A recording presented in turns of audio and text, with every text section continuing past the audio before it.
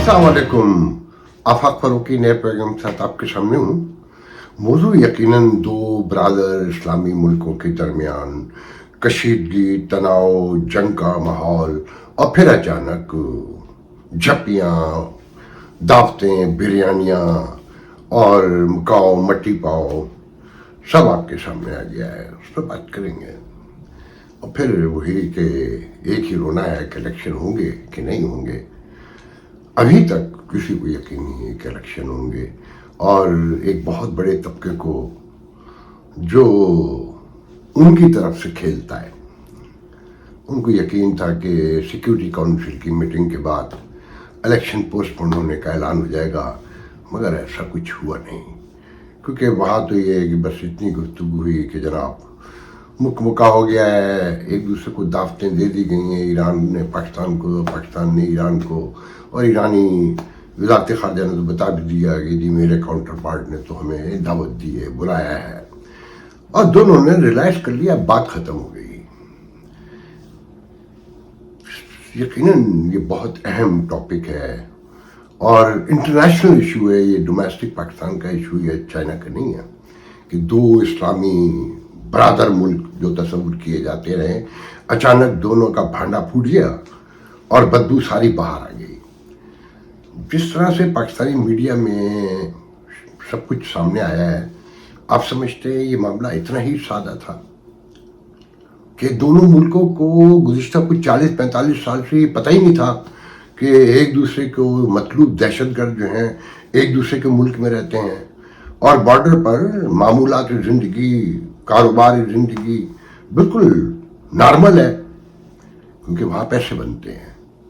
और जंग हो रही थी जब एक दूसरे पे हमला हुआ, उस वक्त भी कारोबार ज़िंदगी नॉर्मल था दोनों साइड से, और लोग आ रहे थे, लोग जा रहे थे, सामान आ रहा था, मतलब ईरानी तेल आ रहा था, डीजल आ रहा था, स्मगलिंग का सामान आ रहा था, बिक रहा था, और सब कुछ वैसे ही था, क्योंकि तवील अरसे से दोनों को पता ही नहीं था।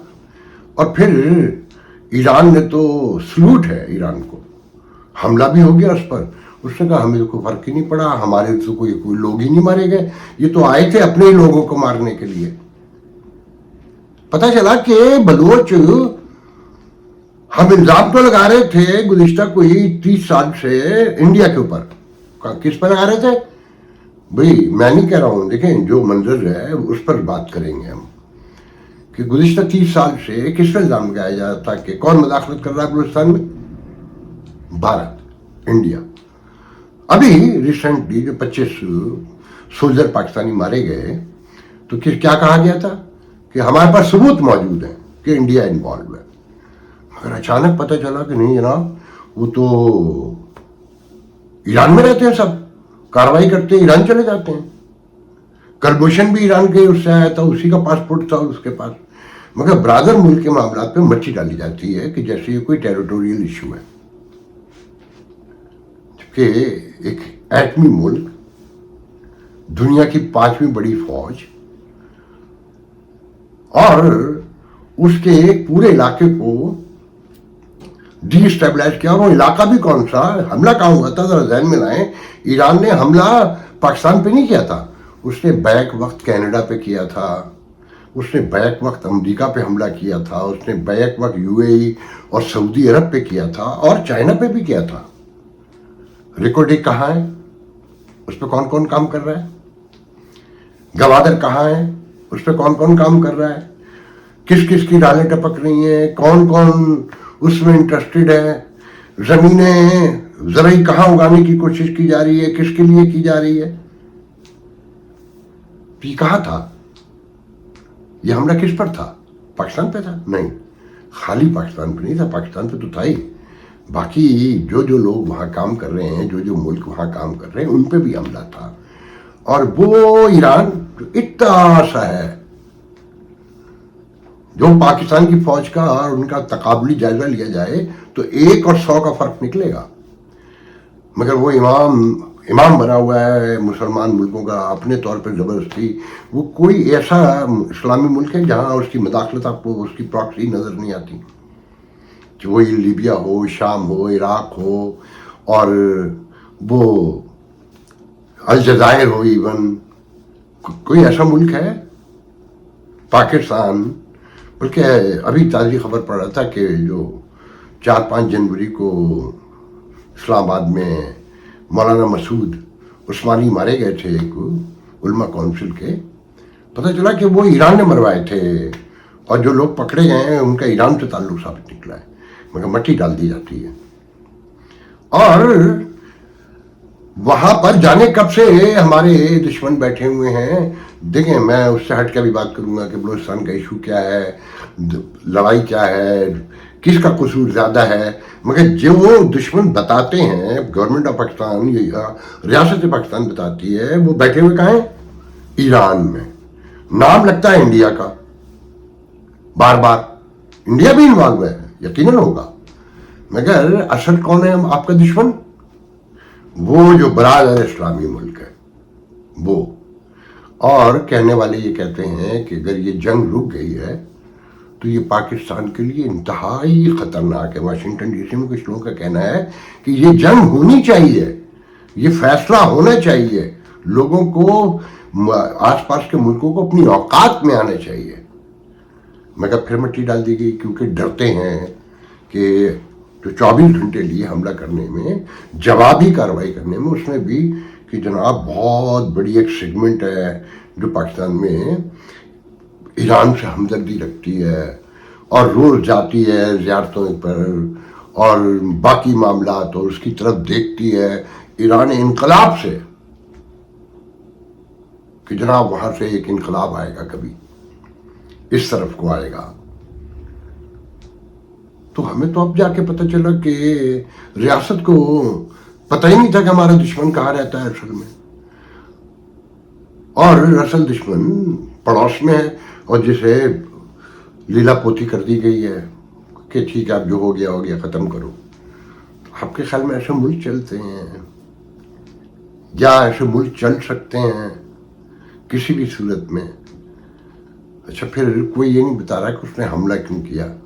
بڑی چھوٹی سی سمپل سی بات ہے کہ حوثیوں نے ریڈ سی پر جو جہاز آبی گزر گیا ہے اس پر حملے شروع کر دیے ہیں۔ حوثیوں کو سپورٹ کس کی حاصل ہے؟ ایران کی۔ حوثیوں میں پاکستان سے بھی لوگ جا کے شامل ہوئے ہیں، اور کس کے ایما پر ہوئے ہیں؟ وہ کون لوگ ہیں؟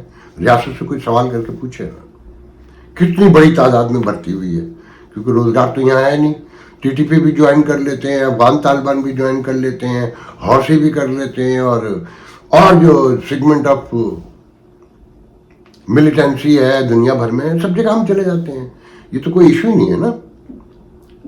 تو ریڈ سی پر امریکہ کے تحادی کے طور پہ پاکستان نے بھی اپنا جہاز بھیج دیا ہے، اور وہ پاگل ہو چکا ہے جس کا نام ایران ہے۔ امام ہے نا وہ مسلمانوں کا اس وقت اپنے طور پر۔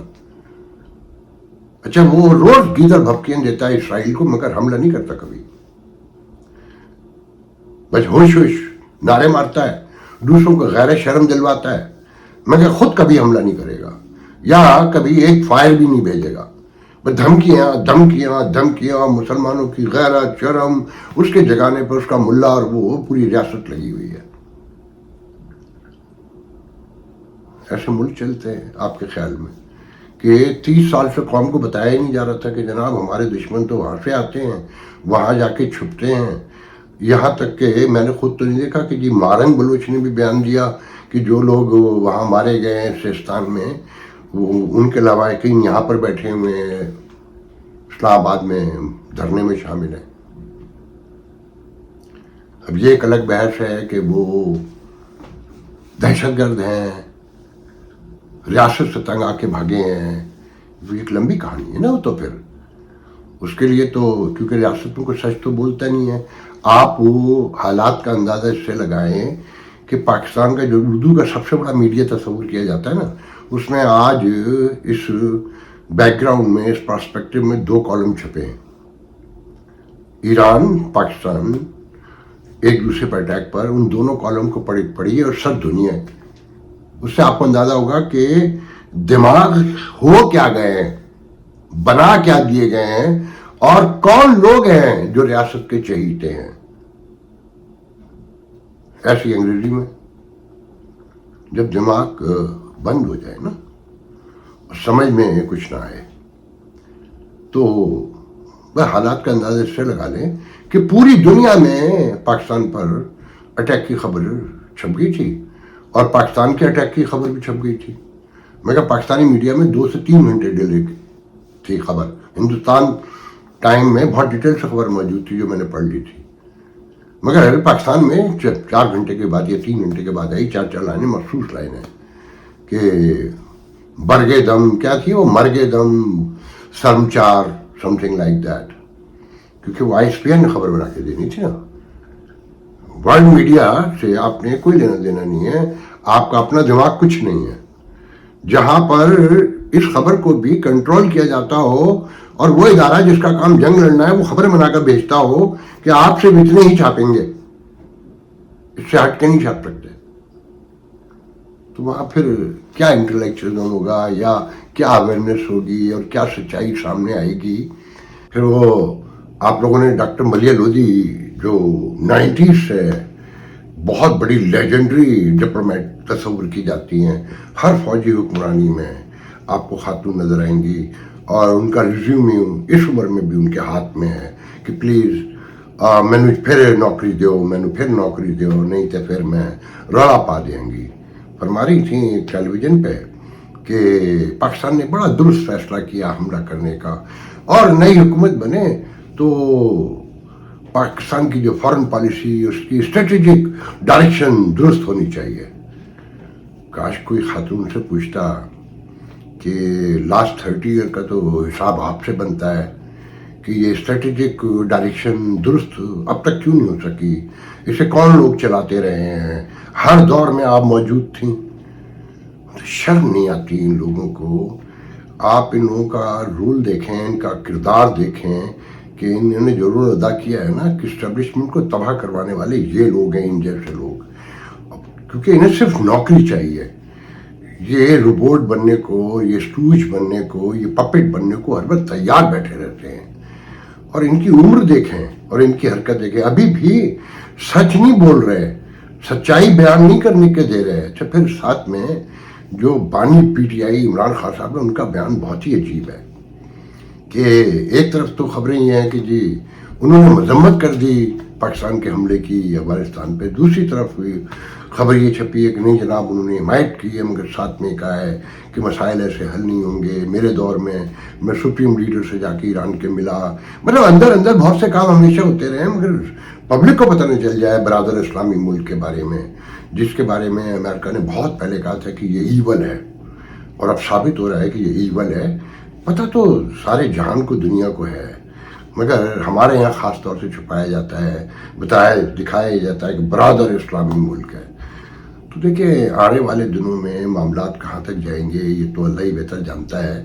مگر جو ریاستیں، جو قومیں اور جو معاشرے جھوٹ پر کھڑے ہوں، ان کا مستقبل کوئی بہت اچھا نہیں نظر آتا. جو اپنے آپ کو دھوکہ دے رہے ہوں، تو اس کی روشنی میں سارے معاملات کو دیکھیے گا تو آپ کو سمجھنے میں آسانی ہوگی کہ سیاسی تقسیم قومی ایشوز پہ بھی ایک نہیں ہونے دے رہی.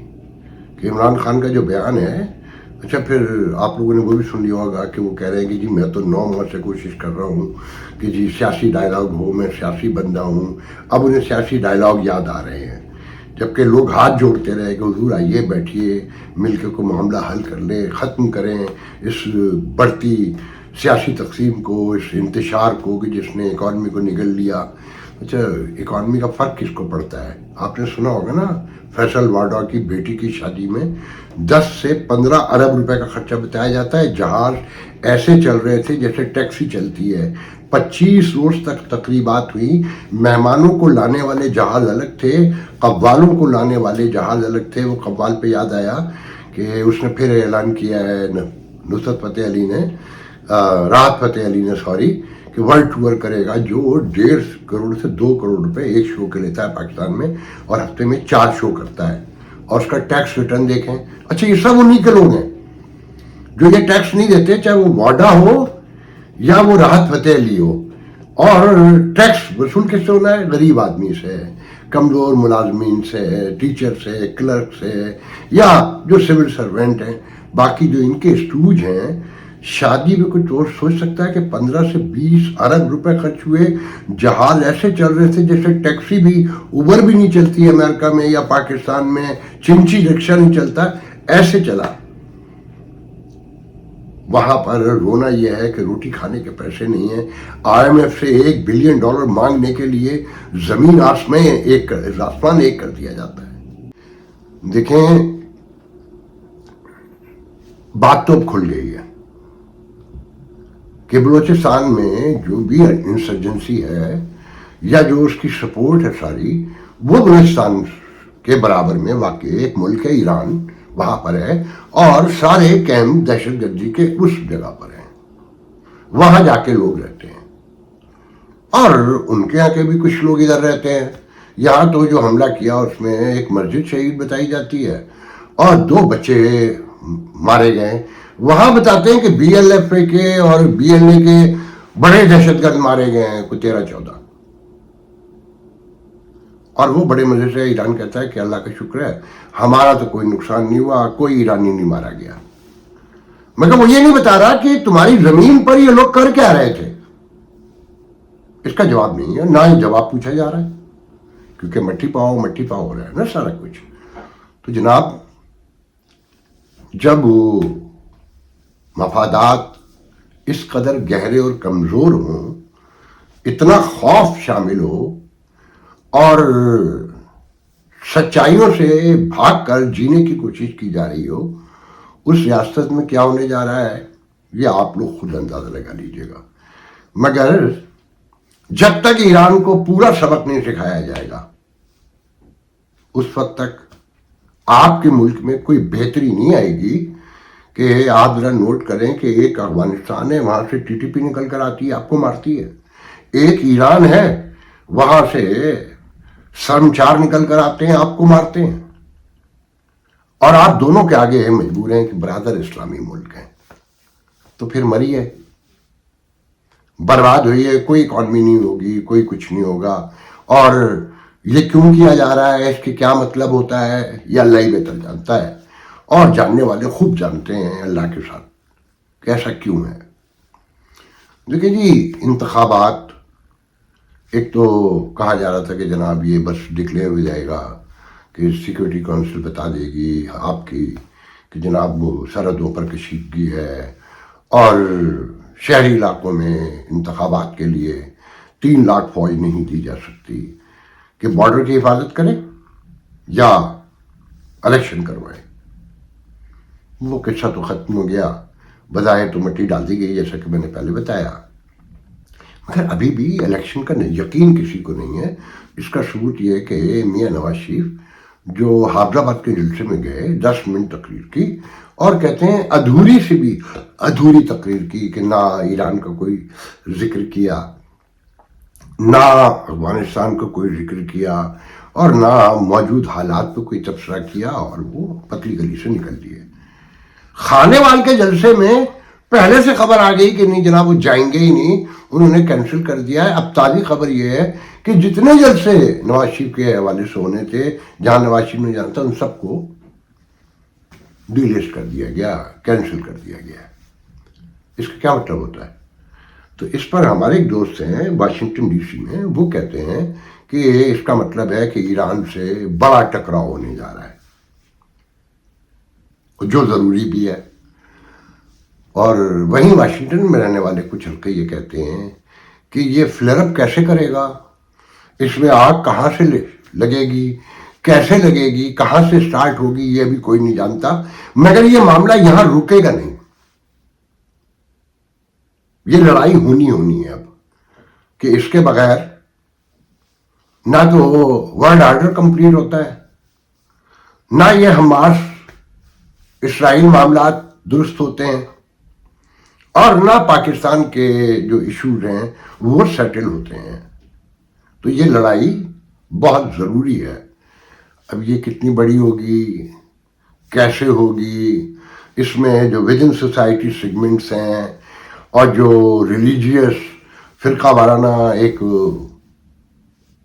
تناؤ ہے, وہ کتنا بڑا رول ادا کرے گا, اس کے ریپرکشنز کیا ہوں گے, اور اس کا امپیکٹ کیا ہوگا، اس کا یہ ایک بہت لمبی طویل بحث ہے، میں اس پہ کچھ نہیں کہہ سکتا. اور لوگ بھی ہیں، انہیں بھی بولنا چاہیے، وہ بھی بتائیں. سب میں نے ہی نہیں فلم گلے میں باندھنی ہے. مجھے اندازہ ہے کہ جو ابھی خاموش ہیں یا جنہوں نے بڑے بڑے بیانات دیے ہیں کہ پاکستان کی ٹیریٹری کی طرف کوئی دیکھے گا تو ہم اس کو ایسا ہی جواب دیں گے، ایران کا نام نہیں لیتے ہیں. ذرا غور کریں ان بیانات پر جو آپ کی قیادت کی، سول قیادت کی طرف سے چھپے ہیں، ان کو ذرا غور سے پڑھیے گا تو آپ کو اندازہ ہوگا کہ کس طرح سینے پہ پتھر رکھ کر وہ بیانات دیے گئے ہیں کہ حملہ تو کرنا ہی کرنا تھا، ورنہ جو مایوسی پھیلنی تھی. مگر کیا اب اسے کنٹینیو کریں گے؟ یہ آنے والے دنوں میں آپ کو یقیناً سب سامنے آئے گا. انتخابات کا تو دیکھیں، روز بتاتا ہوں میں آپ کو جب جب پروگرام کرتا ہوں کہ جو نگران ہیں ان کی آنیاں جانیاں تو یقین کامل دلاتی ہیں کہ دیکھیں پلیز، جو بھی آپ کو انتخابات کی خبریں سنا رہے ہیں وہ جھوٹے ہیں. آپ ہمیں دیکھیں، ہماری کارروائیوں کو دیکھیں، ہماری کارستانیوں کو دیکھیں، ہماری سرگرمیوں کو دیکھیں، اور جو ہم ڈیولپمنٹ کر رہے ہیں، جو اس ملک کو بنا رہے ہیں، سنوار رہے ہیں، نکھار رہے ہیں، اسے دیکھیں. تو کیا آپ کو لگتا ہے کہ انتخابات ہو رہے ہیں؟ کل ہی سندھ کے جو وزیر اعلیٰ مقبول باقر صاحب ہیں، ان کا کراچی کی تمام سڑکوں کی مرمت کی جائے.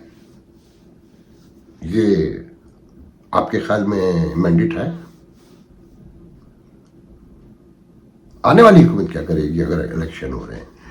اچھا دیکھیں، سب سے پہلے ذہن میں رکھیں، الیکشن ہو یا الیکشن نہ ہو، فرق کوئی نہیں پڑتا.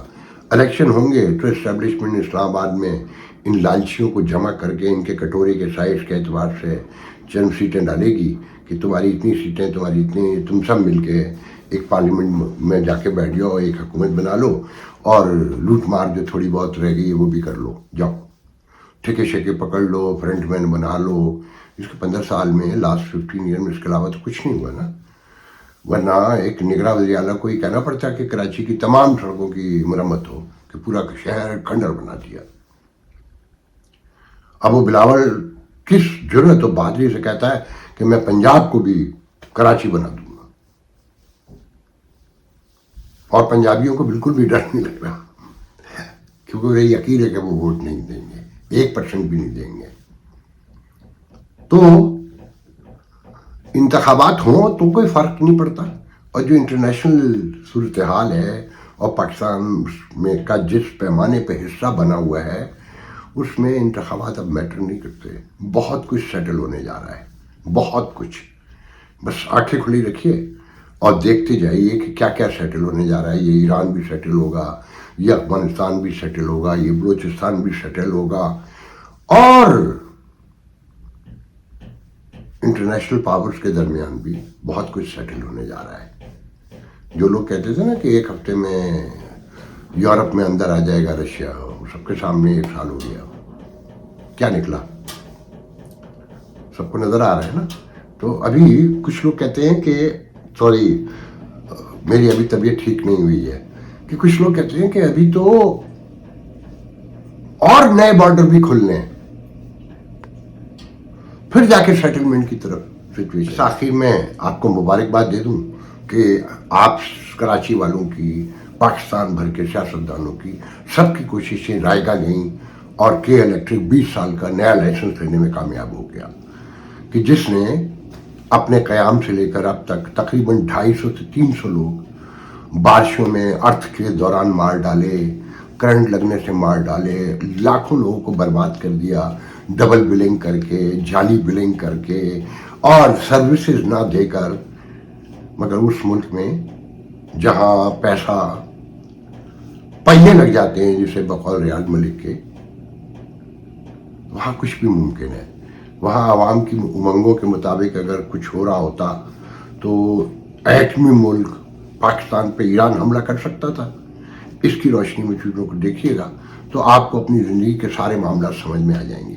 آج کے لیے اجازت دیجیے، انشاءاللہ کل گفتگو ہوگی. اللہ حافظ.